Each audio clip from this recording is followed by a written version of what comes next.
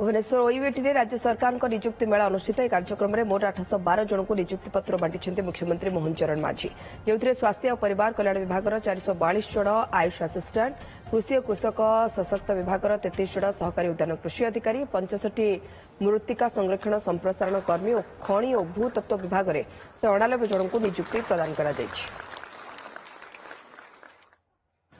अनेक समय साधारण लोक माने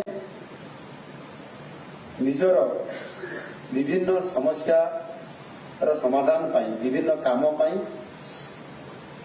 कार्यालय को जाइथांती सरकारी कार्यालय को जाइथांती एवं समाने आशा करिथांती जे अधिकारी और कर्मचारी माने तांको कथा सुनिबे बुझिबे एवं उपयुक्त पदक्षेप लेकरी आमर काम टिको यथा समय संपन्न करी आम काम सहयोग करेंगे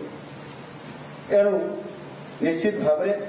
से लोकंर आशा और भरोसा को आपण माने कौन सी परिस्थिति रे तांकर आशा को और मन को भांगे नहीं आपण माने समस्ते तांको यथा समय जोड़िया चेष्टा करेंगे एवं